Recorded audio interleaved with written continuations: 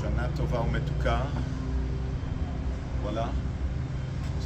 Ce bâtiment, il célèbre aussi son anniversaire. Rosh Hashanah, ça va faire 13 ans qu'on est rentré dedans. Ezrat Hashem, on souhaite à vous tous une très bonne année. On est en plein. On entend les missiles que l'Iran est en train d'envoyer sur Israël. Et Baruch Hashem, encore une fois, déjà les 180 missiles qui sont tombés sur Israël, on voit déjà des très grands miracles. Et ça nous ramène à les paroles du Rabbi que Israël, c'est l'endroit le plus sûr au monde. Eretz Israël, Makom Achi Batuach. Et qu'il ne faut pas avoir peur. C'est important de ne pas avoir peur, avoir une confiance absolue en Dieu, qu'Akadosh Baruch Hu protège Am Israël.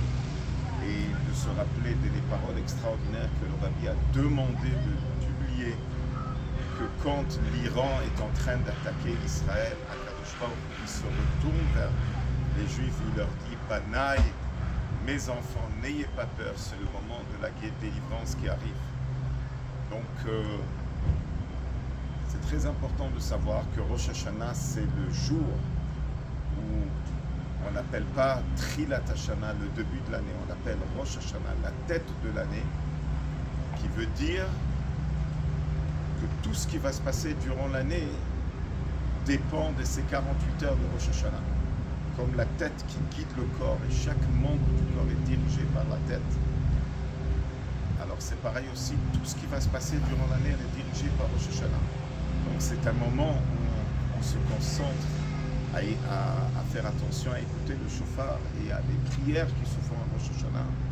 C'est que chaque minute, le rabbi précédent il disait que chaque minute à Rosh Hashanah elle est précieuse parce que tout ce qui va se passer durant l'année dépend de notre conduite et de notre demande à Dieu. Et qu'est-ce qu'on demande à Dieu à Rosh Hashanah? Meloch ala olam kulo birchodecha. En d'autres mots, la Chassidut développe le sujet d'une manière extraordinaire. Que Hachem, il a fait un contrat avec le monde pour 1 an. Maintenant, à la veille de Rosh Hashanah, le contrat est fini. Et là, il faut renouveler le contrat avec Dieu pour obtenir une bonne année, que Hachem accepte de nouveau sa royauté. Donc, pour que Hachem accepte de nouveau sa royauté pour 1 an, ça prend que nous, on s'annule, que nous, on s'efface entièrement vers Dieu. C'est pour cela que la Gemara dans Masechet Rosh Hashanah, elle dit que Dieu, il nous demande à nous, dites Imru lefanam, dites devant moi des psukim de royauté, shetam lichuni alechem, que vous me couronnez sur vous.